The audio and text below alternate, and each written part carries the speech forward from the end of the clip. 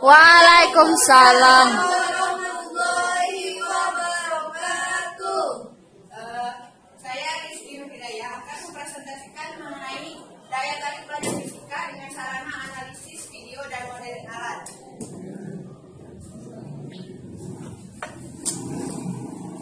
Pertama-tama, saya akan membacakan kesimpulan ini dari beberapa ahli yang sudah melakukan percobaan menggunakan analisis video dalam pembelajaran.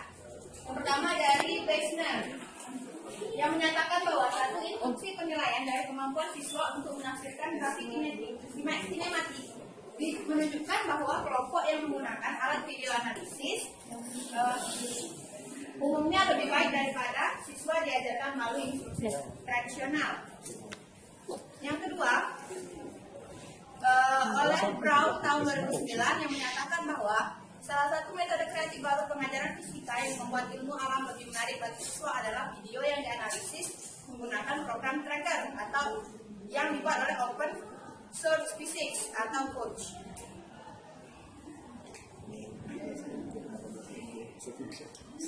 Baik,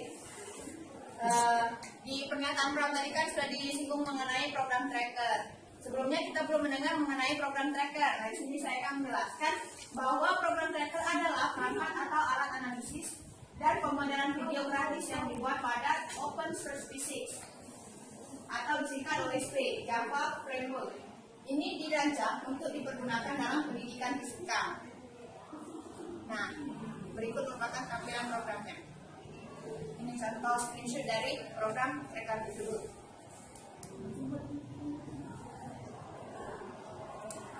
Nah, setelah mengetahui pengertian dari program tracker, dan tadi kan sudah disebutkan oleh beberapa ahli bahwasanya program tracker itu akan mengefektifkan kegiatan pembelajaran fisika melalui analisis video melalui tracker tadi ya. Jadi, apa sih manfaat tracker sebagai media pembelajaran itu?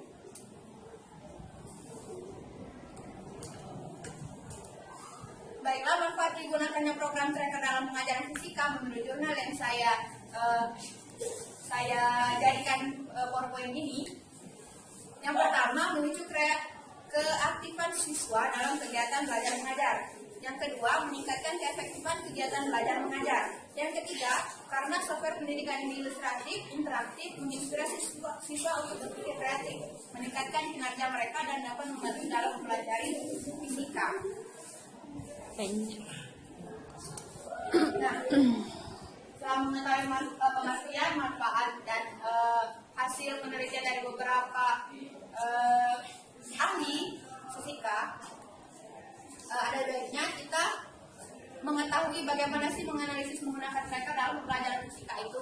Yang pertama, persiapan tugas video.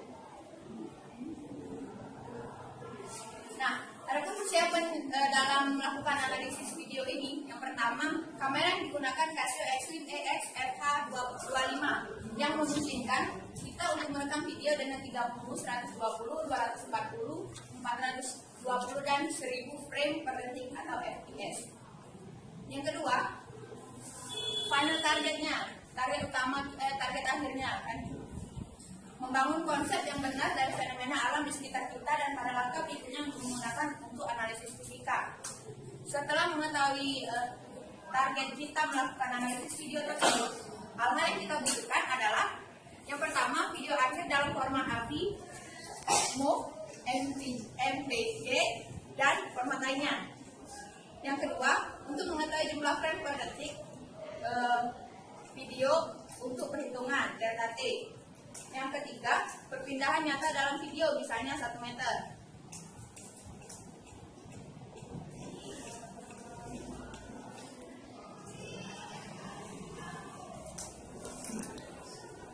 Tahap kedua yaitu analisis gerakan menggunakan program. Adapun analisis gerakan menggunakan program, yang pertama, deskripsi awal dari tracker. Menggunakan tracker, program, atau coach, siswa dapat mendeteksi hubungan antara fisik, jumlah, dan menggambarkan gerakan menggunakan dependensi waktu. Tracker menawarkan dependensi waktu dari 22 kuantitas fisik. Kita ada definisikan lainnya, pengolahan data dengan cara grafik dan tabel. dari jumlah frame per detik, waktu disimpulkan delta T sama dengan 0,033 sekon atau delta T sama dengan 0,0083 sekon. Sedangkan posisi dapat diukur dalam dua dimensi X dan Y menggunakan gambar video setelah pengkalibrasian. Fungsi auto tracking dalam program ini memungkinkan untuk pelacakan akurat tanpa mouse. Gerak yang diteliti dapat dibagi menjadi dua bagian, komponen horizontal dan komponen vertikal. Kedua komponen dapat analisis independen satu sama lain, dan setelah itu hasilnya dapat dikombinasikan untuk menggambarkan total gerak seperti XT, YT, PXT, PYT, AXT, AYT. Itu kan kalau XT, YT itu kan jarak terhadap sumbu X dalam kurun waktu T, gitu kan. Kalau YT jarak terhadap jarak vertikal dalam jangka waktu T. P itu kecepatan dan A itu percepatannya. Selanjutnya, penyelidikan operasi matematika dari integrasi dan derivasi. Program tracker memungkinkan kita untuk belajar pergerakan-pergerakan yang berbeda secara rinci dengan delta T yang tadi 0,0083 skor. Untuk melakukan ini, kita bisa menggunakan sedikit sekali perhitungan dan dari perubahan jarak dan waktu program menghitung kecepatan dan percepatan. Siswa dapat mencocokkan keterkaitan antara posisi, kecepatan, percepatan dan menggunakan pedoman data yang menunjukkan analisis dan berdasarkan perhitungan berupa otomatis atau manual dari semua atau sebagian data yang terpilih. Posisi dan kecepatan dapat direncanakan dan dicocokkan dengan hubungan antara data yang sesungguhnya dan kesamaan kinematisnya. Sebagai contoh, siswa telah melakukan bahwa lintasan dari bola yang jatuh bebas selalu parabola.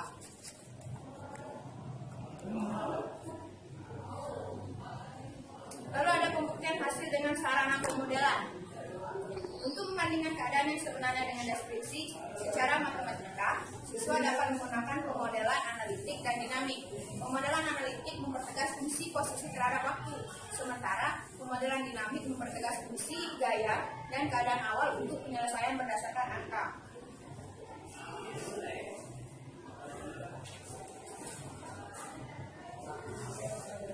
Selanjutnya, yang terakhir ada analisis praktis. Nah, di sini dimulai penugasan masalah. Salah satu tugas dari siswa yaitu membandingkan pergerakan dari bola dengan massa yang berbeda ukuran diameter dari atas lereng. Yang digunakan pada saat percobaan dalam jurnal ini yaitu bola besi, bola kayu, dan bola karet dengan massa besi 727 gram, dari diameter besi 72 mm, massa bola kayu 5,9 gram, diameter bola kayu 29 mm, massa bola karet 6,6 gram, dan diameter bola karet 23 mm. Jika semuanya bergerak dari diam pada ketinggian yang sama dan jatuh tanpa gesekan, yang mana di antara mencapai lantai lebih dulu, yang mana yang sampai terakhir. Nah, itu pertanyaan yang diberikan kepada siswa pada saat kegiatan belajar program.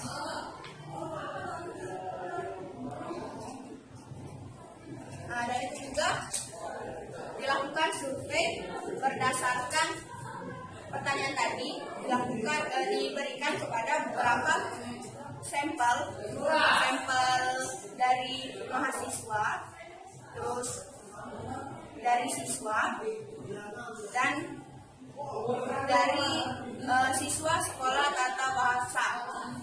Nah, hasilnya dari pertanyaan tadi, siswa menjawab 76%. Siswa menjawab sebagai berikut. 76% dari mahasiswa mengatakan bahwa bola besi akan tiba pertama kali. Mahasiswa 76% bola besi yang datang pertama kali.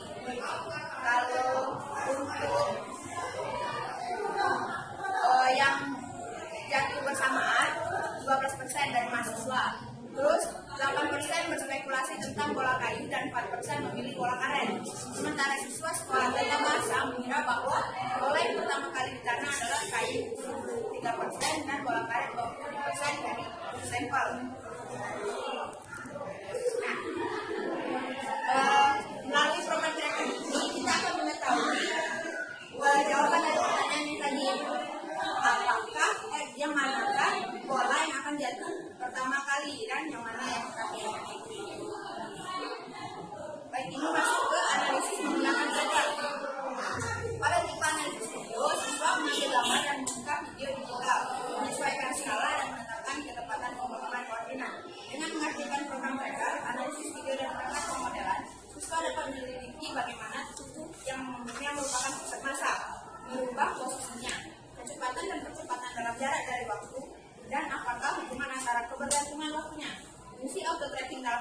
ini memungkinkan tracking akurat tanpa mouse.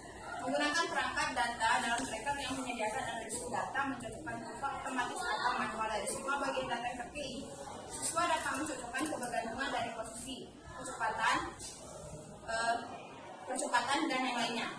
Posisi persegi dan kecepatan lingkaran adalah menekan dan mencocokkan untuk melihat hubungan antara data yang sebenarnya dan kecepatan kinematik.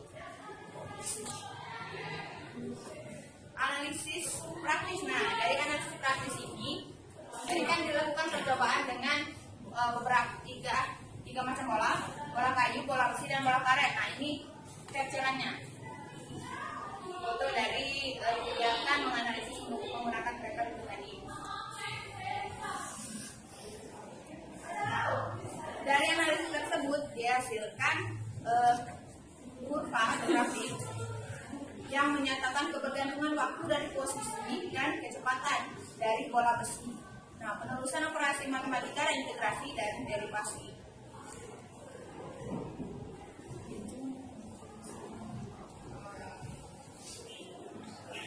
Nah, menggunakan fungsi bidang miring dan wilayah dalam program tracker, guru dapat mendemonstrasi hubungan matematika dengan derivatif dan integral dari fungsi derivasi pertama dari fungsi x, t, a, t sama dengan 0,275 setelah menunjukkan bahwa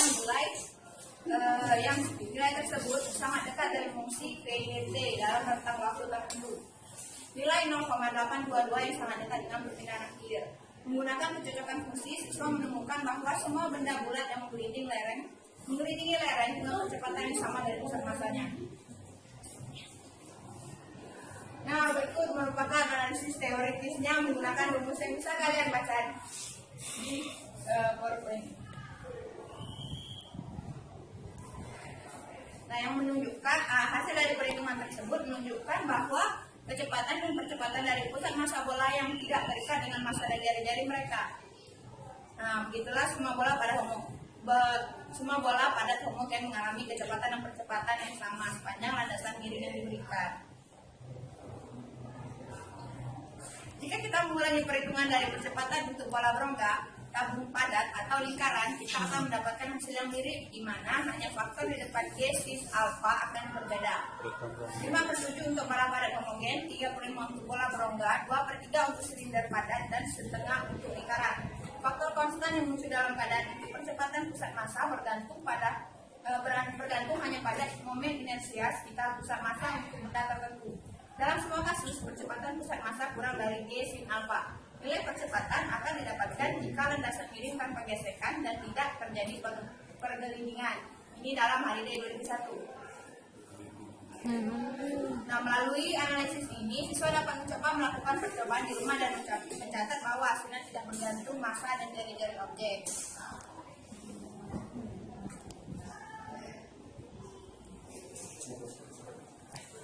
Dalam percobaan, proses ini siswa dibagi menjadi dua kelompok. Yang pertama kelompok percobaan dan kelompok kendali. Kelompok percobaan terdiri dari 96 siswa bekerja dengan tracker, 5 kelompok. Kelompok kendali 56 siswa mengajarkan dengan metode tradisional. Jadi ini perbandingan antara mengajarkan dengan tracker dan tradisional. Nah, berikut tabel hasil yang didapat dari perbedaan dua pengajaran tersebut. Dan menghasilkan grafik.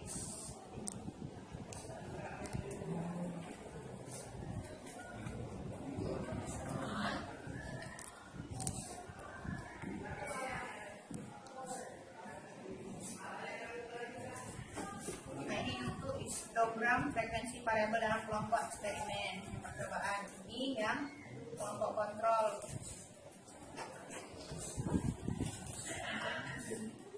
Nah, dari pengumpulan data tersebut, hasil yang didapatkan adalah grafik menunjukkan perbandingan histogram yang dihasilkan dan distribusi kurva normal. Mereka menyatakan bahwa data terdistribusi normal untuk tes Kolmogorov-Smirnov, tes satu sampel normalisasi pada tingkat alfa 5% dan adalah D maksimal N1 sama dengan 96 sama dengan 0,139. D maksimal untuk N2 yang berjumlah 56 tadi itu itu 0,178. Hasil itu menunjukkan bahwa ada perbedaan pada derajat pengetahuan akhir yang siswa miliki untuk kelompok percobaan dan kendali. Siswa yang memiliki kelompok berbeda mendapatkan nilai yang berbeda. Analisis karakteristik dari kedua kelompok menunjukkan ini layak untuk uji hipotesis, yang menyatakan bahwa siswa yang mengajarkan dengan analisis video belajar lebih aktif dan efektif daripada siswa yang mengajar dengan cara kendali. Anggapan pada perbedaan derajat pengetahuan diaplikasikan dengan kemungkinan 95% dengan alfa 5%.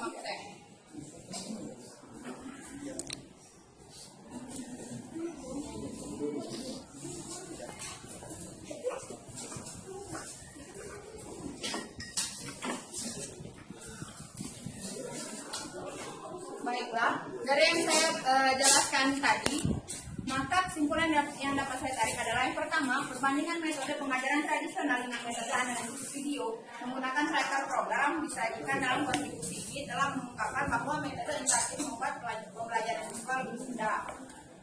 Mereka bersenang-senang saat merekam dan menganalisis video mereka sendiri. Mereka dapat mengatur kecepatan individu untuk pekerjaan mereka. Yang kedua, penelitian kami menegaskan bahwa kompetensi siswa dikembangkan dan pengetahuan mereka meningkat dengan bekerja dengan program ini. Sebagai lawan kelompok diajarkan dengan metode tradisional. Alat analisis video dan pemodelan ini membantu siswa untuk memahami prinsip-prinsip ilmu alam dan fenomena lebih dalam, mengembangkan keterampilan abstraksi dan proyeksi, terbangun atas rasa ingin tahu terhadap alam dan dunia sekitarnya, dan membuat mereka jauh lebih menyenangkan melalui program mereka. Baiklah. Masih ada kesempatan juga diberikan, saya menanyakan apakah sama program director ini dengan maksud Action.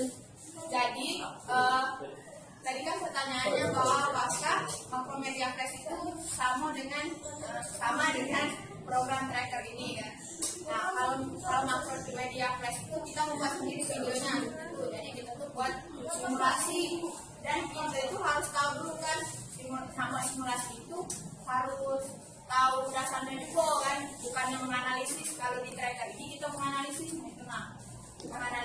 jadi kita tuh merekam terus masih di tracker, agak tracker tuh nunjuk ke kecepatannya, hubungannya dengan itu, kayak masukkan grafik itu. Kalau di Makromedia kan kita buat animasi gitu kan, untuk kasih tahu kalau siswa kita tuh misalnya kalau kecepatan, misalnya ini lintasan planet kan, nah itu kan kita tahu kan kalau lintasan planet ini kecepatannya ini kan. Kita buat simulasi, kita buat animasinya itu. Tapi kalau tracker itu untuk menganalisis, kita belum tahu kan misalnya apakah kecepatan ini bergantung pada waktu dan masanya apa mana. Nah itu menganalisis. Baiklah, terima kasih atas partisipasinya dan perhatiannya. Apabila ada kekurangan saya mohon maaf, kepada Allah saya mohon ampun. Wassalamualaikum warahmatullahi wabarakatuh. Waalaikumsalam.